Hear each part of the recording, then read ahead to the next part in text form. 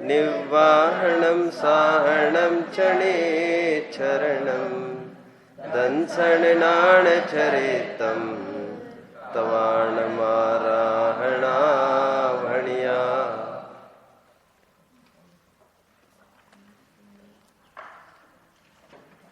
आचार्य भगवान शिवकोटि प्रशंसा लुब्धकों को यह चेतावनी, यह समझ दे रहे हैं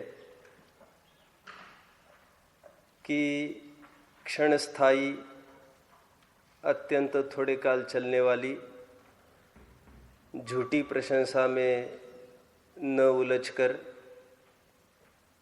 चिरकाल तक, अनंत काल तक जो सच्ची प्रशंसनीयता होगी, प्रशंसनीयता अर्थात सम्यकपना, सम्यक पद का अर्थ प्रशंसनीय है मोक्ष मार्ग के प्रकरण में। अनंत काल तक जो सच्ची प्रशंसनीयता होगी उसको अंगीकार करने का प्रयास करे, और अंगीकार किया हो तो उसको बनाए रखने का, मेंटेन करने का प्रयास करे। यहाँ से हमने करीबन 4 गाथाएं देखी है, जिसमें ये बताया जा रहा है कि जो साधु सज्जन पुरुष होते हैं वे दूसरों के माध्यम से की हुई अपने पर्याय की प्रशंसा में मुग्ध नहीं होते हैं, लक्ष्य भ्रष्ट नहीं होते हैं, मिसगाइड नहीं होते हैं, पर का माल पर के खाते में डालते जाते हैं, स्वकांश पर में नहीं मिलाते, परकांश स्व में नहीं मिलाते, और कोई प्रशंसा फिर भी करता है तो उनको एकदम शर्म आ जाती है, लज्जदी। और फिर ऐसे पुरुष स्वयं अपनी डिंग कैसे हाँक सकते हैं? गुणों की महिमा उनको यदि होगी तो पर्याय में उत्पन्न रत्नत्रय की ही होती है। इसलिए जो पर्याय में उत्पन्न शुभ भाव भी है उसको वे कहते हैं कि मैं महाकलुषता का अनुभव करता हूँ और मुझे तो परम विशुद्धि की प्राप्ति करनी थी, मैं ये कहाँ आ गया भगवान, ये तो मेरा डेस्टिनेशन ही नहीं था, अचानक मैं कहाँ आ गया। और आँख खुली तो वहाँ पाए जो बिल्कुल लक्ष्य से विमुख था, विमुख थी वह दिशा, एकदम हड़बड़ा के जग गए, तो कहते मुझे तो यहाँ पर आना ही नहीं था।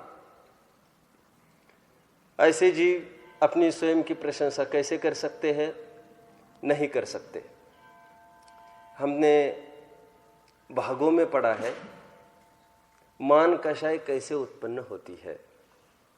कैसे उत्पन्न होती है नहीं बता पाएंगे आप लोग। मैंने पहले भी प्रश्न पूछा था आपको, मान कषाय कैसे उत्पन्न होती है, भाग का प्रश्न है। ये तो बात कुछ ऐसी ही हुई। जनरल नॉलेज के लिए सब तैयारी करके चला गया बालक, एग्जाम में कहाँ की नदी कहाँ बहती है, कहाँ का नदी कहाँ जाती है, कितनी नदियाँ हैं, कितने समुद्र है, और एग्जाम में उसको ये पूछा कि तुम्हारे घर के पीछे जो नाली बहती है वो कहाँ जाती है। कहते मैंने तो ये पढ़ा ही नहीं।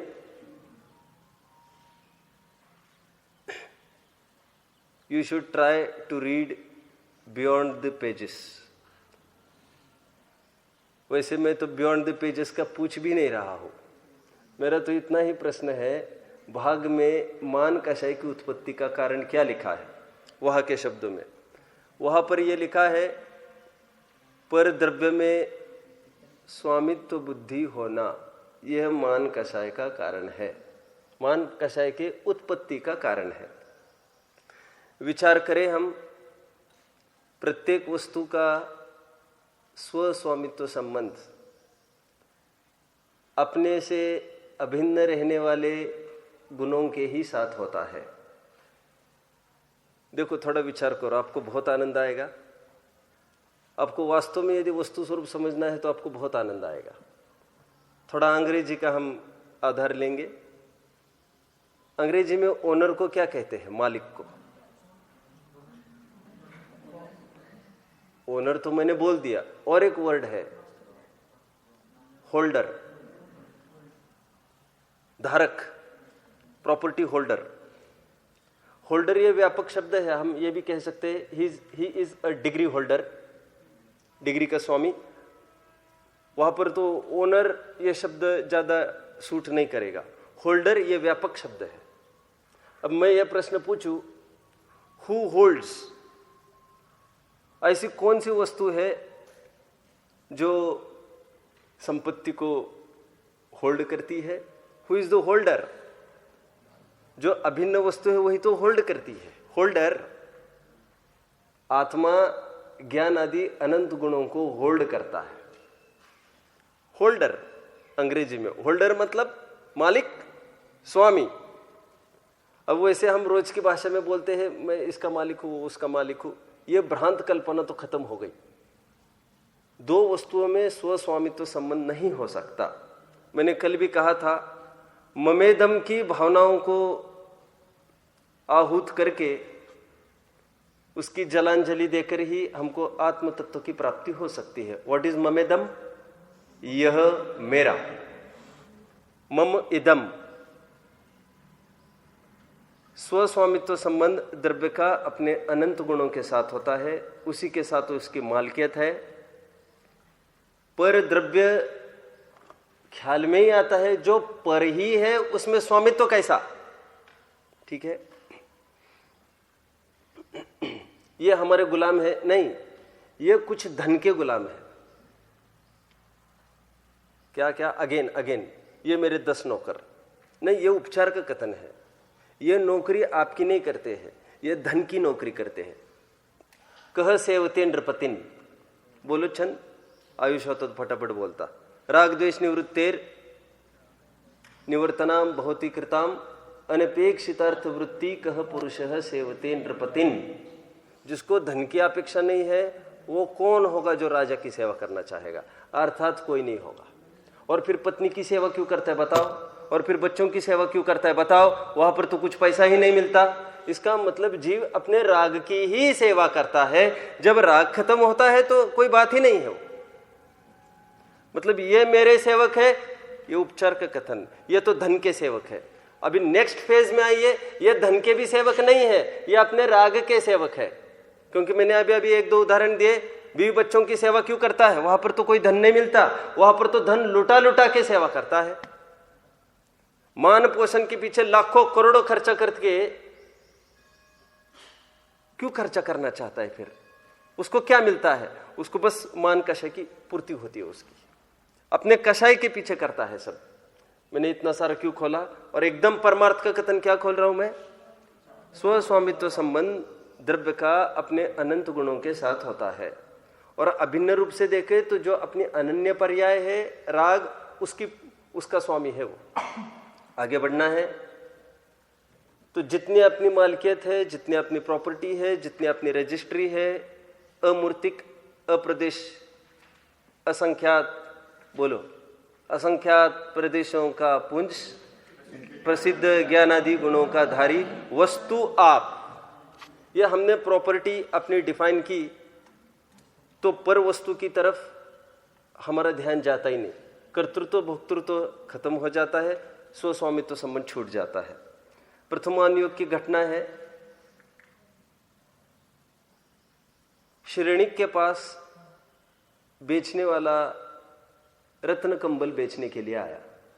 रत्न कंबल होगी कोई चीज, आज तो हम सबके लिए काल्पनिक ही है।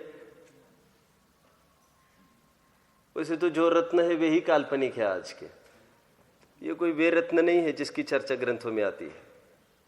मैंने 2-4 बार पहले भी कह चुका हूं मैं, क्योंकि diamond is considered to be the hardest material, then how come does it get breaks very easily?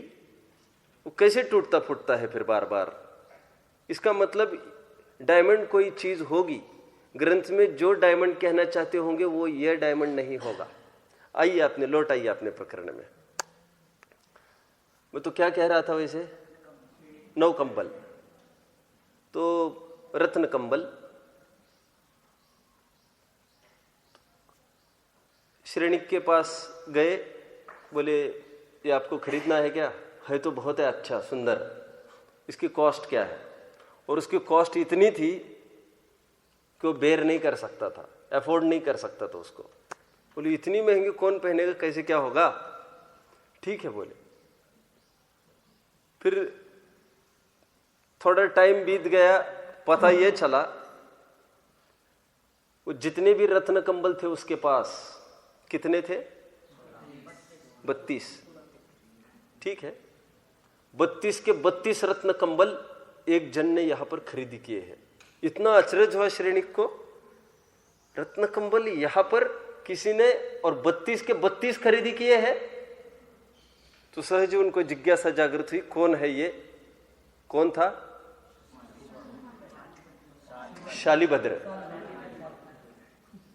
तो उसने कहा, सेनापतियों को पूछा, मंत्रियों से विचारणा की, मुझे मिलना है उनसे।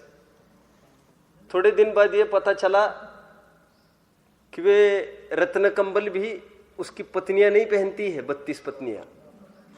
उनको अच्छा नहीं लगा, 1-2 बार पहन के नौकरानियों को ये कहा पहनना हो तो पहनो, नहीं तो इसको पायपोच वायपोच जो ख्याल में बना दो, और फिर नहीं तो डाल दो कहीं, फेंक दो। श्रेणिक को इतना आश्चर्य हुआ, बोले कौन हो सकता है यहां पर? तो घर में जैसे गए, मां ने परिचय कराया। वह परिचय क्या था? बेटा शालिभद्र यहां आना, देखना कौन आए हैं। ये है, ये कौन है मां? जानता भी नहीं था वो। कितने आयासी वाला जीवन होगा, यहाँ का कौन राजा है ये जानता भी नहीं था वो। और छोटा भी नहीं था, शादियां हो गई थी, 1-2 नहीं कितनी शादियां हो गई थी। तो कौन है ये? तो ये पहचाना नहीं। बोलो क्या कहा? प्रकरण संगत बोलो, प्रकरण संगत। ये आपके स्वामी है। सो स्वामित्व संबंध की चर्चा चल रही ना। इतनी चुप गई बात शालिभद्र को कि मेरा कोई स्वामी हो सकता है, ये क्यों क्या मालूम, मुझे बर्दाश्त नहीं हो रही बात। उन्होंने तत्क्षण जाकर समोशरण में दीक्षा ले ली और ऐसे पद के लिए अप्लाई किया जिससे बढ़कर जगत का कोई भी पद नहीं हो सकता, जिसमें हमारा कोई स्वामी नहीं हो सकता। नग्न दिगंबर दीक्षा ले ली, ये आप सबको पता है। वैसे हम थोड़ा प्रैक्टिकली विचार करें, हैं थोड़ा मंथन करेंगे। हम जिसको कहते हैं हम जिसके स्वामी हैं, परमार्थ रूप से विचारे तो हम उसके स्वामी हैं कि वो हमारा स्वामी है। थोड़े डिटेल्स में जाऊंगा मैं अगेन। कोई गाय लेके जा रहा था आदमी, गले में रस्सी बंधी थी गाय के, हाथ में रस्सी थी। किसके? जो क्लेम कर रहा है, ओनर पने का क्लेम कर रहा है। मेरे शब्द की तरफ गौर करना। आई एम नॉट सेइंग कि ही इज ओनर, मैं ये कह रहा हूं ही इज क्लेमिंग। वो क्लेम कर रहे कि मैं इसका स्वामी हूं, ये मेरे अधीन है गाय। अभी देखना, उन्होंने कहा भाई साहब ठीक चल रहा है सब, जय जिनेंद्र। उन्होंने रस्सी को एक तरफ छोड़ा और उन्होंने जय जिनेंद्र किया। जैसे रस्सी को छोड़ा वो गाय भाग गई। अब जैसे भाग गई, उनको जय जिनेंद्र की होश नहीं रही मेरे से। वो जय जिनेंद्र एक तरफ रह गया, तो अब भी आया, दौड़ा, उसके पीछे दौड़ रहा है। किसके पीछे दौड़ रहा है? मेरा एक सिंपल प्रश्न है, अभी ये क्या बोल रहा था तुमको? ये गाय मेरे अधीन है, मैं इसका स्वामी हूं। मेरा इतना सही प्रश्न है, कौन किसका स्वामी है, कौन किसके अधीन है? हमारी जितनी भी संपत्तियां है ये बंधे हुए गाय के समान है। समझ में आया? और आप क्या समझते हो, डोर हाथ में है मतलब कि आप पीछे मुड़ मुड़ के नहीं देख रहे क्या बार बार? और रात दिन तो नहीं बांधे रख सकता। सच पूछो तो गाय तो कितनी स्वाधीनता का अनुभव करती है। उसको कुछ नहीं, ये मालिक तो बराबर लेके जा रहा है ना, मुझे लेके जा रहा है ना, कि डोर न छूट जाए। इसकी चिंता गाय को नहीं है, इसकी चिंता तो मालिक को है। और जो चिंता को पाल रहा है वही होगा। कौन होगा? मालिक होगा कि नौकर होगा चिंता पालने वाला? आपको पक्की बात जम रही है? भोगो न भुक्तः वयमेव भुक्तः। भोगों ने हमको नहीं भोगा, सॉरी, वेरी सॉरी, हमने भोगों को नहीं भोगा, भोगों ने ही हमको भोगा है। आगे बढ़ते हैं। ए अमन, थोड़ा सीधा बैठो। संभव नहीं है क्या? अच्छा, हाथ के कारण। तुम हाथ इस पर रखो ना फिर। नहीं, ठीक है, ठीक है। हाथ हमारी शक्ति है, ताकत है। नहीं नहीं, सुनो सुनो सुनो सुनो, हमको प्रैक्टिकली अनुभव करना है। हाथ हमारी ताकत नहीं है, हाथ हमारी बहुत बड़ी कमजोरी है। हाथ हमको नहीं संभालेगा, हमको हाथ संभालना पड़ रहा है। इसको कुछ ना हो जाए, इसको कुछ ना हो जाए, इसको कुछ ना हो जाए। आइए अपने प्रकरण में, कौन किसका स्वामी? हमने अभी एक उदाहरण देकर बात खड़ी की थी, गाय का उदाहरण। और थोड़ा आगे बढ़ते हैं। कल एक प्रश्न पूछा मुझे एक जन ने, माँ बाप की माथापच्ची, एक पुस्तक है, माँ बाप की माथापच्ची। माँ बाप कोई पढ़ने लायक नहीं है, बच्चों को भी पढ़ने लायक है, सबको ही पढ़ने ही लायक होती है चीजें। कोई ग्रंथ मुनियों के लिए, कोई ग्रंथ गृहस्थ के लिए ऐसा नहीं होता है। सबको सब कुछ पढ़ने लायक होता है, क्योंकि यह जो आज के गृहस्थ है वही तो कल के मुनि हैं।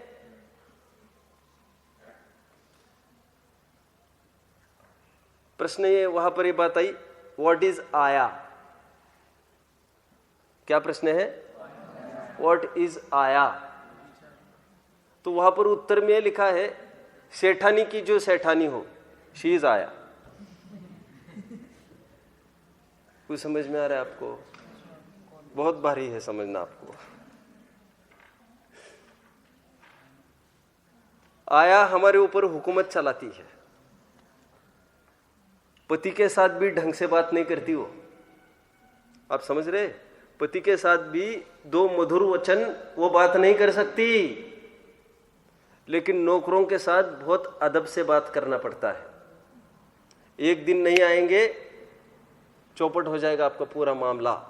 तो उनके आगे कितनी हजाजी करते हैं, आते ही पहले चाय। उनको घड़ी घड़ी पूछना पड़ता है, आपको भोजन करना, ये करना, ये करना, ये करना है। तो मैंने कहा क्या समझे इससे? शंकाकार ने मुझे पूछा कि पंडित जी आया मतलब क्या? तो मैंने कहा आया मतलब वहां पर क्या लिखा है? तो कह रहे सेठानी की सेठानी। मैंने कहा सही लिखा है उन्होंने। वो तो वो उसको भ्रम पाले तो पाले, काय का भ्रम कि आई एम पेइंग हर, मैं पैसा दे रही हूं। वो भी ये भ्रम पाल रही है कि मैं मालकिन हूं, आई एम सर्विंग हर, मेरे बिना उनका क्या होगा। वो भी बोल रहे मेरे बिना इनका क्या होगा। तुमने तो अपनी भ्रांत कल्पना से माना है कि मैं मालिक। समझ में आया? सामान्य नौकर तो एक ही सामने हाथ जोड़ता है, लेकिन बड़ा मालिक 9000 वर्कर से तो 9000 जन के सामने उसको झुकना पड़ता है। प्राइम मिनिस्टर को जितनी भी करोड़ों की संख्या है जनता, उन नहीं वोट देने वालों को भी ज्यादा झुकना पड़ता है उनके सामने। हम कितने स्वतंत्र हैं, हम पूछ सकते हैं कौन है ये, कि अच्छा ये प्राइम मिनिस्टर है, वे ये नहीं पूछ सकते। वो कहते ये तो प्रजाजन है हमारे, जो भी दिखे ढोक देते चलो। स्वस्वामित्व की अपन सिद्धि करते हैं। फिर मान कषाय का मूल प्रकरण हमारा चल रहा है। हम इस भ्रांति में नहीं रहे कि कोई भी परद्रव्य हमारे अधीन परिणमन कर रहा है। आया की परिभाषा हो गई हमारी। नौकर की परिभाषा उसी फॉर्मेट में होगी, owner of the owner. William Shakespeare को याद करते थोड़ा। हु इज अ सन?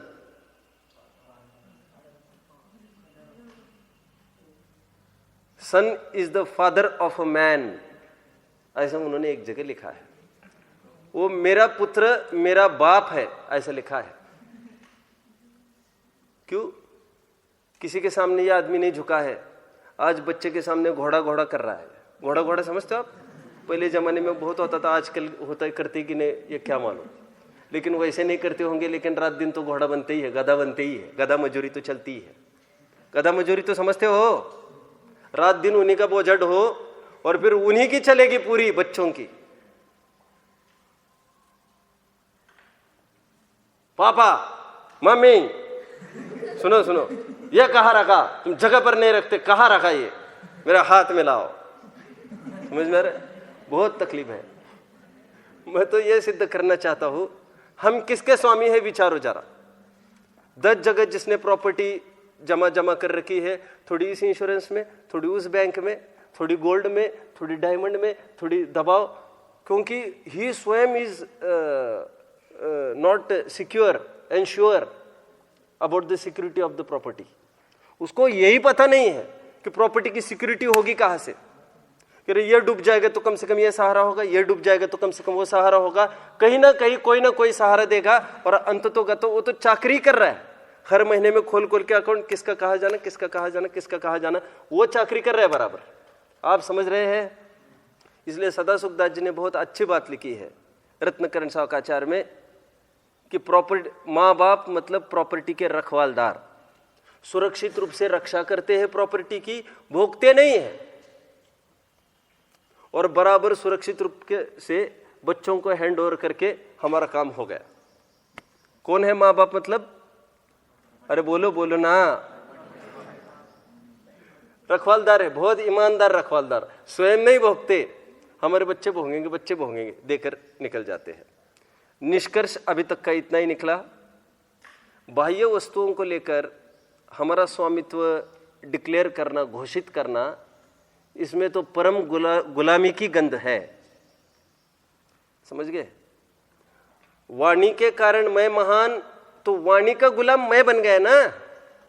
एक बार मैं कहूँ, वासु कुछ बोलने आ गए यहाँ पर मंगलायतन में, मान के चलिए इनका फेयरवेल पार्टी थी, वासु का उदाहरण छोड़ दो, वैसे वासु नहीं जा रहा ना इस, अच्छा वो तो 10th में है, 12th का कोई भी आए यहाँ पर, दीपेश बोले यहाँ पर और सबकी खूब प्रशंसा करे, और मेरे बारे में कुछ बोले ही ना, 2-5 शब्द मेरे बारे में नहीं बोले, और तब तक मैं बहुत अनईजी फील करूं अंदर में कि मेरी प्रशंसा करो ना कि मैं कितना महान हूं। सुनो, तो आपकी दृष्टि में उनका सर्टिफिकेट महान हो गया, वे महान हो गए, आपसे प्रशंसनीय तो वे ही हो गए। ये समझ गए? तो साधारण मुझे प्रशंसा करे नहीं करे, मुझे उससे क्या फर्क पड़ता है, तभी तो स्वामित्व तो प्रकट होगा। और ऐसे भगवान पने को, ऐसे मुनीश्वर पने को प्राप्त हुए हैं, जिनके सामने चक्रवर्ती भी आकर ढोक देते हो, लौटते हो। अच्छा लग रहा है शब्द लौटते हैं? नहीं लगता है अच्छा शब्द, ठीक है, अपन हटा देते हैं। फिर नाक रगड़ते हैं, नहीं, ये तो बहुत ही आती हो रही है ये। तो अभी तो आपने पढ़ा बुधरदास जी का जो बुधर शतक यहाँ पर पढ़ाया गया, उसमें लिखा घसी घसी शीश नवाए, वहां पर वे कपाल रगड़ रहे हैं भगवान के सामने। वो इसलिए रगड़ रहे हैं, मैंने पहले भी स्पष्टीकरण किया था, इसलिए क्यों रगड़ रहे हैं आप जानते हो? कुकर्म की रेखा मिटाने के लिए। मैंने पहले कभी कहा था आपको, ये जो जैसे ये ज्योतिष होते हैं ना लोग, वे हाथ देखकर आपका भविष्य बताते, पामिस्ट, वे आपका पाम देखते हैं और आपका भविष्य बताते हैं। उसी प्रकार और एक विद्या है, वे यहाँ की रेखाएं देखकर भविष्य बताते हैं। आपने सुना था कभी ऐसा? मैंने तो ऐसा आदमी से मिला भी हूं। वो तो बराबर रेखा देखते हैं और वो पहचान लेते हैं कि इसका भविष्य क्या है। जैसे ये रेखा है, क्योंकि ये कह रहे ये हाथ पकड़ना पड़ेगा आपका, ये पराधीन है, हमारे पास तो ऐसी विद्या है, हम तो तुम्हारे कपाल को देखकर सब, तो एक कपाल मतलब है हमारा भविष्य की निशानी है, ये इसकी रेखा है। और इंद्र वहां पर अपना रगड़ते हैं कपाल, इसका मतलब मानो वे अपना भविष्य बदलना चाहते हैं और भगवान में ही लीन होना चाहते हैं। भगवान में लीन होना चाहते मतलब ये कोई वेदांत मत चल रहा है क्या भगवान में लीन होने की? भगवान पद में, भगवान रूप पर्याय में, पकड़ में आ रहे? भगवान पद में हमको लीन होना है कि भगवान पर्याय हम में लीन होगी? क्या होगा? मनन, स्टैंड अप। क्या प्रश्न है मेरा? भगवान पद में लीन होना है क्या? भगवान में लीन होना है कि भगवान पद में लीन होना है? ऐसा नहीं प्रश्न था मेरा। कौन बोलेगा? प्रश्न बोलो। भगवान पद में लीन होना है या भगवान के पर्याय में लीन होना है? बराबर। ये सियादवाद शैली समझ में आती है आपको? कोई कहे हमको भगवान में लीन होना है तो भी कोई आफत नहीं है। कोई कह रहे भगवान ही, अबे भगवान में दो भगवान हो गए हैं, एक त्रिकाली ध्रुव वाला भगवान और एक तो पर्याय वाला भगवान। कोई कह रहे ध्रुव पर्याय में विलीन हो गई, ये बहुत अटपटी लगेगी आपको बात। लेकिन वो द्रव्य पर्यायमय हो गए ना, पर्यायमय हो गए मतलब वो उसकी पूरी अभिव्यक्ति उसी रूप हो रही है अभी, वर्तमान पर्याय रूप। इसलिए भगवान में लीन हो गए कहना भी उचित है। और कोई ये कहे भगवान आत्मा में लीन हो गए, भगवान मतलब वो पर्याय, अरहंत सिद्धाचार्य पाठक साधु है परमेष्टिपन, सब आत्मा की अवस्था है, आत्मा ही है शरण। अभी तक जो मैंने विषय लिया उसका भाव क्या था, समय, तो आगे की गाथा देखनी है। क्या लिया हमने? मान कषय। मान कषय में क्या लेना है? विषय कहां से उठाया था मैंने? मान कषय उत्पन्न क्यों होती है? पर में स्वस्वामित्व संबंध होता है तो मान कषय उत्पन्न होती है। तो पर का स्वस्वामित्व भी, पर में स्वस्वामित्व भी कितना झूठा, निस्सार, असार है, उसकी सिद्धि हमने यहां से की। वो एक घटना आती है, राज दरबार में कोई गया और राजा ने उसको पकड़ लिया किसी ने, तो प्रश्न ये पूछा उसने कि आपने मुझे पकड़ा है कि आप बंदे हो, कौन है? हमने कहा इनकी तरफ ध्यान रखो। बंद कौन गया? और वो भी बंध रहा है ना, कौन? जिसने बांधा है, उसका तो बहुत बड़ा भ्रम है, बल्कि वही सचमुच बंधा है, क्योंकि एक मिनट भी वो गाफिल नहीं रह सकता। अब देख सकते हो, चोर तो एक है और घिरे पुलिस 9-10 रहते हैं, उसको बीडिया है और वो आराम से चाहे जहां देख सकता है। कौन? चोर। लेकिन पुलिस चाहे जहां नहीं देख सकती, उसका निरंतर ध्यान रहता है एक इसकी तरफ, और वो भी एक हाथ उसका भी बंधा रहता है। और फिर भी दिक्कत तो है ही, क्योंकि तोड़ ताड़ कर भागने चला जाए। आप समझ रहे हैं कौन किससे बंधा है? ये भ्रामक कल्पना है। हमको लगता है सभी परद्रव्य हमारी रक्षा करते हैं, लेकिन कायदे की बात तो ये है, सच पूछो तो हम ही उनकी चाकरी कर रहे हैं। ये अभी तक का सार हुआ। इसलिए मान प्रशंसा झूठी है। प्रकृति जितनी भी व्यवस्थाएं हैं उसमें अहम ज्ञानी जन नहीं करते हैं। आगे की गाथा पढ़ते हैं। कल कौन सी गाथा पढ़ी थी? वैसे 371वीं पढ़िए। वाया ए अकहंता सुजनो चरि देहिम कहियगा होंती विकहिंत गाय सगुणे पुरिसालो गम्य उवरी। जो कथनी से कहे न अपनी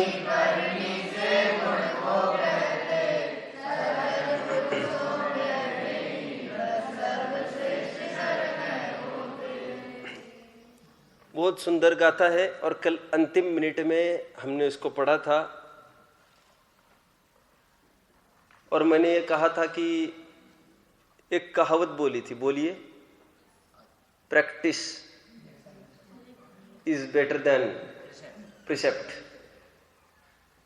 आप थे कल? नहीं थे आप। आपको कैसे ख्याल में नहीं है कल इतनी बताने पर भी? प्रिसेप्ट मतलब प्रवचन।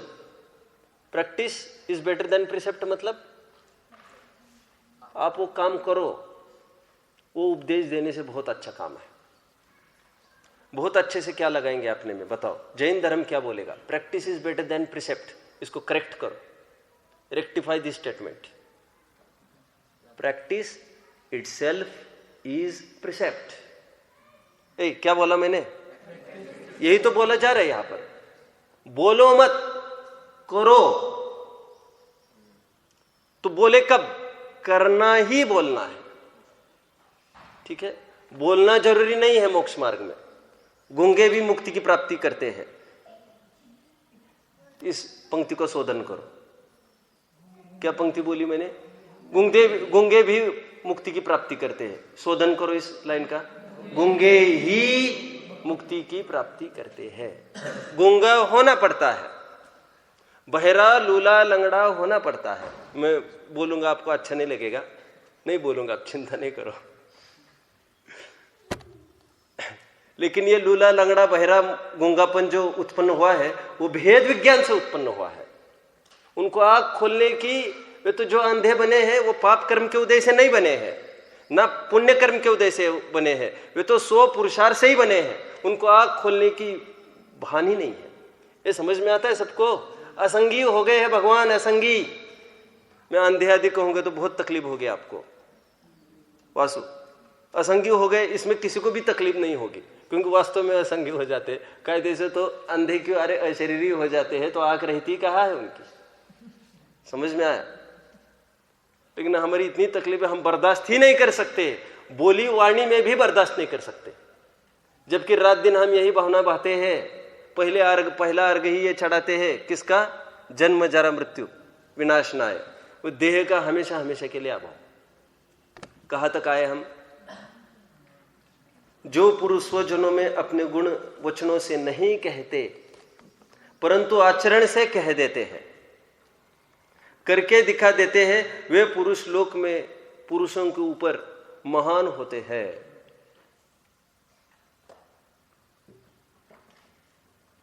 मुनिराजों के प्रवचन होते हैं क्या?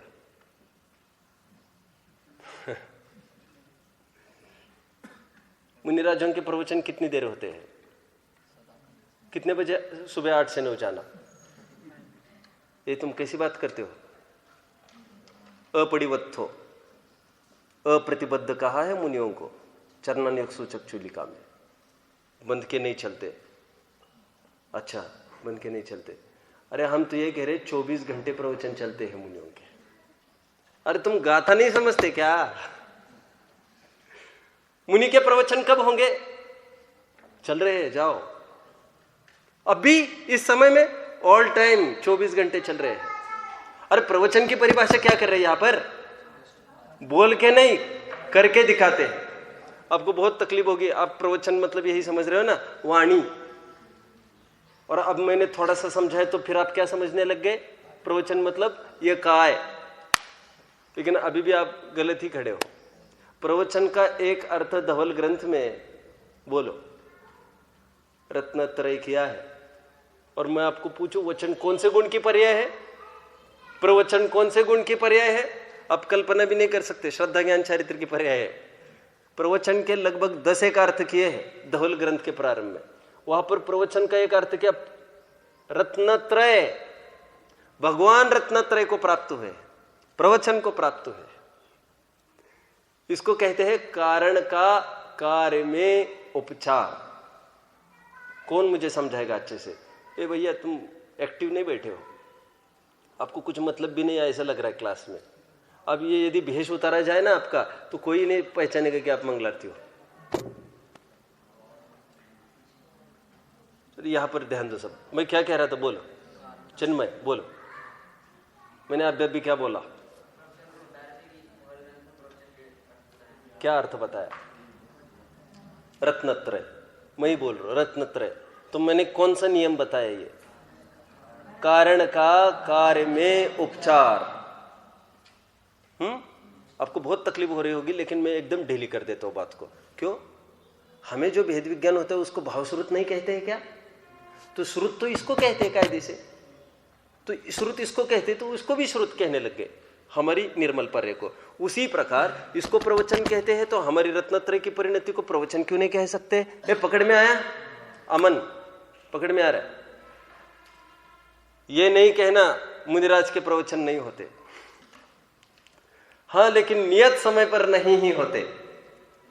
नियत समय में आधा घंटे भी प्रवचन करे, 1 मिनट भी प्रवचन करे मुनिराज, नियत समय में इतने बजे हम बात करेंगे, तो नियत समय में प्रवचन करने की प्रतिज्ञा का अर्थ यह है उस समय में भेद विज्ञान शुद्धोपयोग नहीं करेंगे, ऐसी उन्होंने प्रतिज्ञा ली है। बंध गए ना कितने जनों से। और तो और भगत स्वतंत्र हो गए, प्रवचन में जाना हो तो जाए, नहीं जाना हो नहीं जाए, वक्ता को तो आना पड़ेगा। जितना बड़ा पद उतनी बड़ी रिस्पॉन्सिबिलिटी। वो तो वैसे आप इज्जत वसत बुलाने आ जाते हो कि चलिए पंडित जी प्रवचन चालू हो रहा है आपका, लेकिन निरंतर वही घूमता है। अभी इतना टाइम, अभी इतना टाइम, अभी 2 मिनट, अभी 3 मिनट, जाना है जाना है जाना है। उसी हिसाब से काम हम खड़े कर देते हैं। कोई भी नहीं, अभी जाना है ना, हम खड़ा नहीं कर सकते काम, तो हम बंद गए। समझ में आ रहा है आपको? अब इस तरह से नहीं देखेंगे आप तो कितना अच्छा कार्य प्रवचन देना। आप इस प्रकार से देखिए उसको, यह भी पराधीन कार्य है, आत्मा इसमें बंध जाती है। इसलिए मां चिट्ट, मां जंप, मां चित्त, न बोल, न चाल, नाहं देहो न मनो न चेव वाणिन कारणं तेसिं कत्ताननकारयिदा अणुमंता नेव कत्तीणम। प्रवचन सार 165 गाता है। क्या कहा? नाहं देहो न मनो न चेव वाणिन कारणं तेसिं कत्ताननकारयिदा अणुमंता नेव कत्तीणम। सचमुच हमने कुछ नहीं किया। मैंने 2-4 दिन पहले भी बताया था, इसलिए अपना नाम कहीं नहीं लिखते। क्यों? किसको उपदेश देवे? मैंने 2-3 दिन पहले और बोला था आपको। सभी चेतन के पिंड है, सभी ज्ञान के पिंड है। हम किसको उपदेश देवे? जो ये कहता है मैं पर को उपदेश देता हूं, पर मुझे उपदेश देता है, उन्मत्त चेष्टितम, उन्मत्त की चेष्टा है। यत् परे प्रतिपाद्यो हम, पूज्यपाद स्वामी, यत् परे प्रतिपाद्यो हम यत् परान प्रतिपादयेत। बोलो अर्थ। हाथ कौन खड़ा करके अर्थ बताएगा? संस्कृत है, सामान्य है। यत् परे प्रतिपाद्यो हम यत् परान प्रतिपादयेत। अभिषेक बताओगे? यत् परे प्रतिपाद्यो हम यत् परान प्रतिपादयेत। जो ये कहता है मैं दूसरों को प्रतिपादन करता हूं, जो ये कहता है दूसरा मुझे प्रतिपादन करता है, उन्मत्त चेष्टितम तन्मे यदो हम निर्विकल्पकः। मैं तो निर्विकल्प हूं। लोग न जाने क्या क्या अफवाह उठा रहे मेरे बारे में। वो तो मैं रत्नत्रय युक्त हूं इसलिए मैं चुप बैठा हूं, नहीं तो मैं बर्दाश्त नहीं कर सकता था इस बात को। उन्मत्त चेष्टितम तन्मे यदो हम निर्विकल्पकः। क्या बात चल रही है यहां पर? ज्ञानी जन अपने बारे में कुछ बोलते नहीं है, करके ही दिखा देते हैं, और करना ही उनका बोलना है। अभेद हो गए, कथनी करनी अभेद हो गए। कल एक बच्चा बोला मुझे कि मुझे इंप्रूव करना है इंग्लिश आदि आदि। पहले तो मैंने ये सजेशन दिया आप लिखो कम। बहुत जनों को रोग हो जाता है, मुझे कुछ लिखना है कुछ लिखना है, और पढ़ा कुछ नहीं है अभी। बहुत कविताएं मैंने इतनी कविता लिखी उतनी। अरे जो लिखा है उसी को पढ़ो, आपका निहाल हो सकता है। और आपको डेवलप भी वास्तव में लिखना भी है आपको। आप पढ़िए, थोड़ा पढ़ने का अभ्यास चाहिए। तो मैंने ऐसे दिया लिखने को, एक autobiography of N orphan. Autobiography of N orphan क्या अर्थ है इसका? हाँ, अनाथ का आत्मवृत्त आपको बताना है। तो उन्होंने, मैंने कल लिखा है 2 पेजेस, जिसको पढ़ना है आप पढ़ सकते हैं। मैंने, मेरा विकल्प नहीं है ये, लेकिन फिर आई वॉज नॉट सेटिस्फाइड।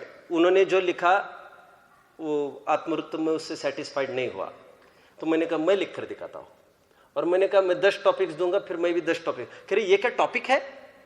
मैंने ये कहा टॉपिक कोई अच्छा बुरा नहीं होता, आपकी थिंकिंग एबिलिटी बढ़ाओ। आपकी थिंकिंग एबिलिटी बढ़ाओ तो टॉपिक कुछ ही। अब एक मुनिराज बैठे हैं, अब कहते इन पर क्या लिखे? सचमुच इन पर कुछ नहीं लिखा जा सकता। इनको देखकर तो लिखा ही जा सकता है, लेकिन कार्य की सिद्धि तो हो ही जाएगी ना। और पूरे 4 अनुयोग इन्हीं को देखकर लिखे हैं, उपचार से भी। अब फिर कह रहे इनमें क्या लिखना, इनमें क्या लिखना? मतलब उसको यह लगता है बहुत बड़ा चित्र हो, सर्कस हो या हाथी हो गधा हो तो बहुत बड़ी लिस्ट लिखी जा सकती है। हम ये कहते हैं 1 सेकंड में उसको कंप्लीट कर सकते हैं। This is a circus. इसमें क्या लिखना है? लिखने वालों के लिए तो कुछ ही नहीं चाहिए। वातावरण, ये कवि वगैरह क्या होते, बैठते हैं नदी के किनारे और पूरी भर भर के पुस्तकें खड़ी कर देते हैं। आप समझ रहे हैं? परद्रव्य जबरन तो भाव सुधारता नहीं है। भाव सुधरे तो परद्रव्य पर आरोप आता है। फिर परद्रव्य एकदम खुला आकाश हो, खुले आकाश पर आपको 25-25 पुस्तकें मिलेगी कविताओं की। पुस्तकें, कविताएं नहीं, खुले आकाश पर। मुझे अभी कुछ कहना है, फिर मैं आपको सिद्धांत पूछने वाला हूं। अक्षय, क्या बात चल रही है आपने? आत्मकथा लिखनी, किस पर? अनाथ पर। तो उन्होंने प्रारंभ किया आई एम एन ऑर्फन, और फिर चालू हो गए सब, और मैं ऐसे दीन हूं, दरिद्री हूं, ऐसे ऐसे। तो पहले तो मेरे पास आई, मुझे एकदम, मैंने थोड़ा शांति उनकी तसल्ली के लिए कहा ठीक लिखा है, तसल्ली के लिए कहा। अब यहाँ पर भी बैठे होंगे, उनको भी पता चल गया होगा अच्छा लिखा, कि उनका हथबल ना हो जाए। फिर मैंने इतना ही कहा, समय छोड़ो तुम, जो भी होगा अब ध्यान दो, आपको अच्छा विषय पकड़ में आएगा। तो मैंने इतना ही कहा, लेकिन थोड़ा चेंज चाहिए। किसी पर भी आत्मवृत्त देवे ना, हमारी दीनहीनता प्रकट नहीं करो, उसमें दीनता आपकी गंध नहीं चाहिए। ये बिल्कुल, आप जहां पर भी खड़े हो आप समाज को बहुत अच्छी शिक्षा दे सकते हो। दीनहीन हो गए क्या, अनाथ हो गए मतलब? और अनाथ टॉप नहीं कर सकते क्या सनाथ से? नूरजहां कौन थी? अनाथ थी, जंगल में फेंका था उसको, भारत की सम्राज्ञी बन गई। और हमारे नग्न दिगंबर तो स्वयं ही अनाथ हो गए, और आज सनाथ हो गए हैं, 3 लोग के नाथ हो गए। तो अनाथ मतलब कोई फालतू चीज होती है? तो किसी पर भी, मैंने कहा एक भिखारी को छोड़कर तुम आत्मकथा मुझे किसी की भी लिखने दो, तो मैं इस प्रकार लिखूंगा कि जिससे समाज को एक एक जन को मैसेज मिलना चाहिए, वेरी प्रॉपर। एक भिखारी की लिखना बहुत कठिन है आत्मकथा, क्योंकि भिखारी में तो दयनीय दशा है। लेकिन उस पर भी मैं सोचूंगा। तो अनाथ की मैंने जो आत्मकथा लिखी है, उसमें एक भी लाइन इसकी नहीं लिखी है, आई एम एन ऑर्फन, नहीं लिखी है मैंने कहा ये कोई बोलने की आवश्यकता है? ये तो हमारी वाणी बोलनी चाहिए कि हम अनाथ है। कितने जन को पकड़ में आ रहा है? मेरा पढ़ लेना। वो मैंने स्टार्टिंग ही की है, मैं तो हिंदी में बोलता हूँ यहाँ से। फिर 2-3 पेजेस की है, जिसको चाहिए उसको ले सकते हैं आप रख सकते हैं आपके पास उसको। मैंने प्रारंभ ही किया है, जैसे मैंने आंखें खोली, मैंने एक स्वयं को कूड़ादान के पास पाया। वहाँ पर कोई नहीं था और सब अंधकार ही अंधकार था, चारों तरफ से कहीं भी देखो। और मैंने स्वयं को असहाय मजबूर अनुभवा। मैंने देखा मेरी उम्र के सभी बच्चे, वो कितने माँ बाप उनको पुचकार रहे, उनको जूते हैं, कपड़े हैं, और मैं इतना अभावग्रस्त, मैं समझ नहीं पाया मैं कैसा यहाँ पर आ गया, कौन लेके क्या हुआ। लेकिन जो भी है, मैं थोड़ा डिप्रेस हो गया। वो 4 ही लाइन में मैंने समेट लिया है इस बात को, डिप्रेशन को। और फिर पूरा जो ऑटोबायोग्राफी मैंने लिखी है उसकी मैंने एकदम चेंज दिया है। लेकिन जो हो सो हो, अभी रोने में से तो जीवन नहीं निकलेगा हमारा। अब हम जहां पर भी खड़े हैं, हम स्वयं को कैसे निखार ला सकते हैं? क्या रोते ही रोते रहे हम? गटर में गिरे हैं तो क्या करते हैं हम? नाली में गलती से तो कोई भी गिर सकता है, इसमें बड़ा छोटा क्या होता है? कोई भी गिर सकता है। तो हम क्या करते हैं? The next moment we suddenly try, हम कैसे बाहर आ सकते? यदि स्वयं के बल पर आ सके तो अच्छा ही है, लाज भी बची रहेगी आपकी। नहीं आ सकते तो कम, हेल्प मी समवन, प्लीज। वहां पर ज्यादा नहीं रह सकते हम। अब हम अनाथ हो ही गए तो हम क्या रोते रोते ही जीवन निकालेंगे? नहीं होगा ऐसा। तो फिर मैंने ऐसे चेंज किया थोड़ा वहां पर। फिर मैं किसी होटल में काम करने गया। देखिए मैंने कैसा खड़ा किया है प्रकरण को। होटल में काम करने गया, 1-2 साल बहुत अच्छे से काम किया न्याय नीति से। मालिक बहुत प्रभावित हो गया मेरे से, रेस्टोरेंट का मालिक। होटल का नौकरी का इसलिए लिया है क्योंकि वहां पर फटाफट वहां पर कोई आपको क्राइटेरिया नहीं चाहिए, कोई दिमाग का कोई काम ही नहीं, वहां पर कोई भी काम में ले सकता है। और मैं पढ़ा लिखा नहीं हूँ, अनाथ हूं मैं, मुझे किसी ने पढ़ाया लिखा नहीं, और कम एज है, तो मैं थोड़ा करने लग गया। वन फाइन मॉर्निंग एक शॉकिंग न्यूज आई। क्या न्यूज आई? कि हमारे जो रेस्टोरेंट के मालिक है, उनका इकलौता लड़का को किसी ने किडनैप कर दिया, और फिर पूर्ति नहीं हुई शब्दों की तो उसको फिनिश खत्म कर दिया। तो निरंतर विभल बने रहते थे वे। तो मैं निरंतर देखता था, ये कौन बोल रही है? अनाथ बोल रहा है। और उसको देख देख कर मुझे ऐसा लगने लग गया कितना। तो मैं गए उनके पास, मैं बोला आप चिंता न करें, मैं हूं, आपकी पूरी पूर्ति मैं करूंगा। उनको इतना आनंद हुआ ये जानकर। तो मैंने ये सोचा, जब मैं 1-2 जन को, 1 करोड़ अरबपति को भी मैं आत्म शांति का कारण बन सकता हूं, why can't I be a social worker then? मैं एक में कारणभूत हो सकता हूँ सुख के लिए। मैं ऐसे कितने अभाव पीड़ित माँ बाप होंगे जिनके आज मैं बुढ़ापे के सहारा बन सकता हूँ, बुढ़ापे की लाठी बन सकता हूँ उनका। तो मैं आज समाज सेवक हूँ, तो पूरा एंड वो समाज सेवक के रूप में किया है। अब धर्म की टोन तो वहां पर ज्यादा नहीं आ सकती, तो व्यावहारिक धर्म तो आ गई, तो पूरा एक समाज सेवक के रूप में। और मुझे कभी अनाथपना स्वयं को नहीं लगता। ये पूरा घर, ये कुटुंबीजन, ये पूरे मेरे भाई बहन है, समझ में रहे? ये सभी मेरे माँ बाप है। मैं अनाथ नहीं हूं। आज मेरे पास सब कुछ है। मेरे 4 भाई कहने में तकलीफ है, लेकिन मेरे 40 करोड़ भाई है। ये कितनी बड़ी बुलंदी की आवाज है महात्मा गांधी की। हम अनाथ अनाथ बनकर क्या रोते रहेंगे और एक भी वर्ड का प्रयोग नहीं किया उसमें, क्या कि आई एम एन ऑर्फन। ये क्यों बोले हम आई एम एन ऑर्फन? ये तो पढ़ने वाला सोच है, ये किसकी बात चल रही है? That is an autobiography. ये क्यों बोला मैंने? बोलो अभी, ये क्यों बोल रहा हूं मैं इतना सारा? प्रकरण संगत सिद्धांत बोलो बराबर, तुम करके दिखाओ बोल रहे। यहां पर एक डम शेरिट्स प्रोग्राम होता है, आपको पता है? आपने मुझे लेट बिठा दिया यहां पर, अपना नियत अपना समय है उसको मैं पूरा करूंगा, ठीक है? डम शेरिट्स कार्यक्रम होता है, पता है आपको? डम शेरिट्स, व्हाट इज डम शेरिट्स? उसमें सामने आकर एक्टिंग करता है एक, तो आपको आइडेंटिफाई करना है ये कौन है। तो वो क्या बोल के थोड़ी दिखाता मैं कौन हूं, आपको आइडेंटिफाई करना है ये कौन है। अब मेरा ये प्रश्न है कि डम शेरिट्स करना है मुनि का, अपन थोड़ा सा पहले हल्के स्तर से चले, पंडित का डम शेरिट्स करना है, तो आप क्या चाहते हो, क्या करे वो? हमारी इतनी तकलीफ हो गई है, हम वहां पर भी डम शेरिट्स में ये चाहते, पंडित मतलब कौन, क्या करना चाहिए उसको? चलो मैं बोलूं आपको, तुम करके दिखाओ डम शेरिट्स, क्या करोगे? तो आदित्य क्या करेगा मैं आप भी बता रहा हूं आपको। सुनो सुनो, आदित्य क्या करेगा मैं आप भी बता रहा हूं। पहले टोपी संभालेगा और फिर बैठेगा और फिर प्रीचिंग चल रही है, ऐसे चित्र में दिखाएगा। बोलना कुछ नहीं, डम शेरिट्स है ना ये। मतलब पंडित मतलब हमने क्या माना, फिर से हमारे वही तकलीफ खड़ी है। कहाँ तकलीफ खड़ी है? बोल बोल के ही दिखाने से पंडित होता है, ऐसा हम आज भी मानते हैं। क्यों? पंडित की परिभाषा ये नहीं हो सकती क्या? कैसी? तुम बैठो नहीं, ऐसे तो मुनि दिखाएंगे। अरे मुनि नहीं, ऐसे चौथे गुणस्थान से हर एक जीव का आपको डम शेरिट्स करना हो तो आपको हाथ पर हाथ रखे ही बनाना है आपको,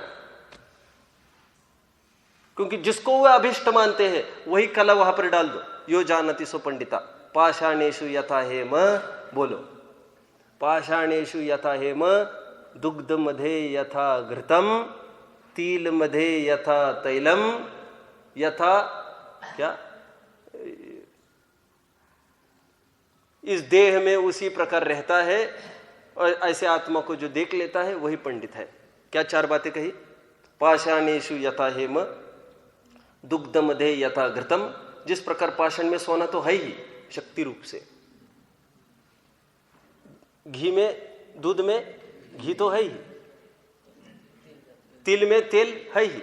अयम आत्मा शरीरेषु, वो शब्द याद आ गया मुझे। अयम आत्मा शरीरेषु यो जानाति स पंडिता पाषाणेषु यथा हेम, दुग्ध मध्ये यथा घृतम, तिल मध्ये यथा तैलम। आगे अभी फिर भूल गया। अयम आत्मा शरीरेषु यो जानति सो पंडिता। आपको पंडित का डम शेरिट्स करना है, आप क्यों प्रवचन में फिर लग गए? पंडिताई मतलब क्या प्रवचन करना होता है? पंडित मतलब अयम आत्मा शरीरेषु, इस शरीर में जो आत्मा विराजमान है उस आत्मा को जो आत्मा देखता है वो पंडित है। हम गुरुदेव की फोटो छापने कैसी छापना पसंद करते हैं? एक या तो बहुत ग्रंथ रखे हो, देखो हमारी तकलीफ की तरफ मैं आपको ध्यान आकर्षित कर रहा हूं, और गुरुदेव प्रवचन कर रहे हो और बहुत आप थोड़ा सा ऐसे भी मान सकते खिलखिलाकर बहुत हंस रहे हो और बहुत आनंद आ रहा हो उनको, ये फर्स्ट फोटो। और हम क्या कहते हैं, देखो ऐसा होना चाहिए जीवन। अब फिर दूसरे में हम ये लेते नहीं नहीं छोड़ो छोड़ो इन बातों को, तुम अब स्वयं अध्ययन कर रहे हैं, स्वयं अध्ययन करते हुए गुरुदेव। अब फिर कहते नहीं नहीं छोड़ो इन बातों को भी छोड़ो, ये तो और पराधीन हो गए, तो और गहरी चिंतन में डूबे हुए। लेकिन मैं कह रहा हूं उससे उत्कृष्ट हो सकता है और एक, बोलो ध्यान। कुन कुन स्वामी के हम कैसे फोटो एक्सपेक्ट करते हैं? वनमा ताड़पत्र लिखे छे, एक बार लिखे छे, उन्होंने एक बार लिखा और तुमने उन्होंने क्या अपराध हो गया उनसे, तुमने उन्हीं को हाईलाइट कर दिया। ये सुनो, हमारे ऊपर तो महान उपकार हुआ, उसी मुद्रा में हम उनको अपेक्षित रखते हैं, ये बात जुदी है। मैं ये कह रहा हूं वस्तु सिद्धांत को ओझल मत करो, ये मुझे कहना है। वह सच्चा मुनिपना नहीं है उनका, वो उनसे अपराध हो, उसी में तुमने 2-5 फोटो खींच लिए प्रदर्शित करे, this is not fair, this is not fair. हम सोते समय तुमने हमारी फोटो खींच ली, अच्छा नहीं किया आपने हमको। सुनो सुनो, आप थोड़ी फुर्सत देते, हम थोड़ी हमारी इष्ट मुद्रा बनाते, 2 मिनट में आप आए फटाफट फटाफट फटाफट, अरे हमको थोड़ा देखने तो दर्पण में।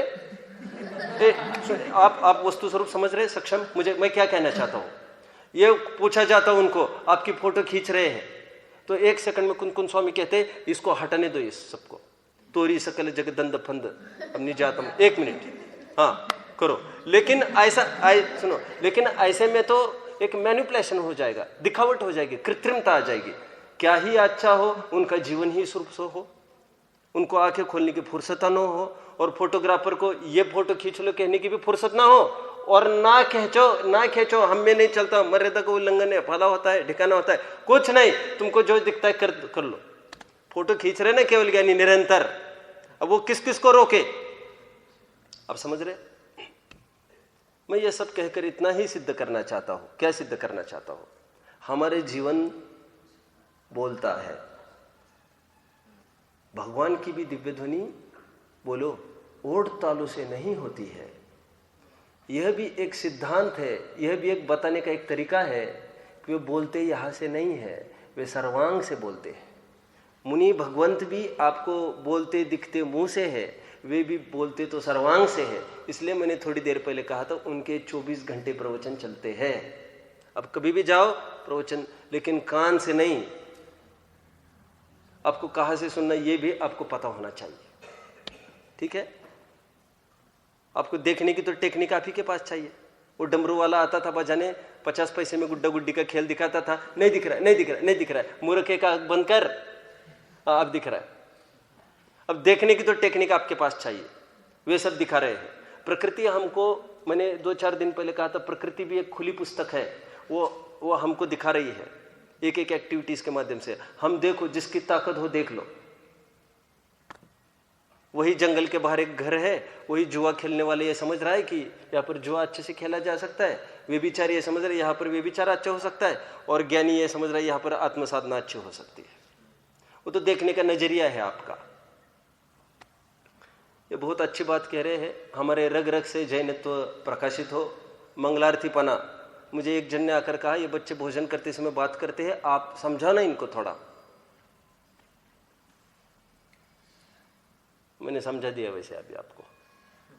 मैंने कहा हो जाएगा, सब हो जाएगा, चिंता मत करो। इसका मतलब यात्री पहले तो पहाड़ों की छोड़ी दो। जो भी पहाड़ देखने के लिए आता होगा उसके प्रति हमें बहुत बहुमान नहीं है।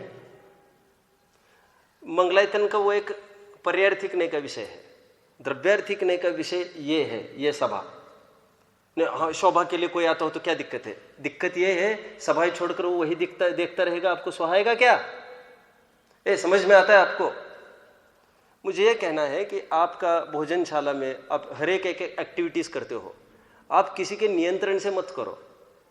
धर्म स्वयंभू चीज है, आपको आनंद से होना चाहिए काम, कोई मौन पूर्वक ही भोजन होना चाहिए आपका। मैंने बीच में 10-12 जन, कोई फॉलो कर रहा है क्या उसको? जितने जनों ने हाँ हाँ कहा था। हर्षित तुम पीछे देखने लग गए यार, मुझे तुम्हारे ऊपर उम्मीद थी। मुझे वास्तव में एक जन ने आकर कहा, बच्चे इतना पढ़ते वहां पर मौन नहीं रखते क्या? मैंने कहा सब हो जाएगा। उनको तो यही कहा, सब हो जाएगा धीरे धीरे। तो हमें एक लेक्चर नहीं चाहिए आपका। आप मेरे से भी अच्छा प्रवचन कर सकते हो तो सभी जानते हैं, लेकिन प्रवचन हम आपका स्वाध्याय हॉल में नहीं रख रहे। तो कहाँ रख रहे आज का प्रवचन हमारा? भोजनशाला में है? चलो फिर माइक की सेटिंग करो, यही दिक्कत है सब। हम बार बार ये बोल रहे, यहां पर बार बार कह रहे कथनी और करनी में अभेद करो, अभेद। गुंगों को भी सम्यक दर्शन हो सकता है, अच्छे से बोलो, गुंगों को ही सम्यक दर्शन होता है। अंधों को भी सम्यक दर्शन हो सकता है, अच्छे से बोलो, मुंह संभल के बात करो, अंधों को ही होता है। विषयों की तरफ उनको सभी 6 इंद्रियां मीचनी पड़ती है। गांधी जी के तो 3 ही बंदर थे, हमारे 6 बंदर है। हमारे नहीं है वो ना हम देहो ना मनो, अक्षय हमारे एक एक। और कोई बर्डन से नहीं करना है हमको काम, समझ गए? अब दूसरी तरफ से थोड़ा और बोलूं, समय तो वैसे ही हो गया है ये मैं जानता हूं। अब विद्वानों को थोड़ा सा, विद्वानों को मतलब कोई कटाक्ष नहीं है, 2-4 विद्वान जो बैठे हैं, ये तो मैं स्वयं को शामिल करके बात करता हूं। कथनी और करनी में अंतर नहीं होना चाहिए। मतलब बच्चे आजकल बहुत परेशान कर रहे हैं, उठने में उठ नहीं रहे, सुनो सुनो, तुम कहाँ देख रहे हो संकल्प? सुनो, ऐसा नहीं करो आप, ऐसा नहीं करना चाहिए आपको। जब आपका मौका लगेगा तो वे हंसेंगे, उनका मौका लगेगा, हमारा मौका लगेगा तो आप हंसेंगे हमारे ऊपर। एक दूसरों का हंसने की बात नहीं है यहाँ पर। मैं कह रहा हूं बच्चे क्यों परेशान हैं, क्यों उठना नहीं चाहते सुबह? क्योंकि हम जाकर सोना चाहते हैं, अथवा हम उठना ही नहीं चाहते। तो बच्चों में एक पड़ जाती है वो कि दुखप्रद है ये सुबह उठना। हमको देखो ना जल्दी जल्दी उठा देते हैं। मैं ये कह रहा हूं, हाँ तो फिर क्या करना चाहिए? हम एक एग्जाम्पल ऐसा बने कि हम स्वयं भी रोज 4-4 बजे उठते हैं। भैया स्वास्थ्य के लिए अच्छा है, सब अच्छा है, इसमें क्या बड़ी बात आफत है? आफत तो तब होती है जब कोई वरिष्ठ नहीं करेंगे और फिर छोटे कैसे करेंगे उसको? फिर वो करेंगे एकदम ऊपरी मन से और उनको थोपा थोपी का राज लगता है, हिटलरशिप। तो फिर लेट उठाना चालू करें। लेट उठाना नहीं, हम जल्दी उठना चालू करें। ये संकल्प। तुम यहां पर देखो भैया, तुम मेरी तरफ देखो ना। एक एक चीज नहीं, बच्चे टीवी नहीं, बच्चे क्या बात करते हो? हमको हमारे कमरे में टीवी चाहिए, हमको सब चाहिए, हमको व्यवस्था। मैं ज्यादा नहीं जानता हूं। अब बच्चों को आतंक कब लगता है?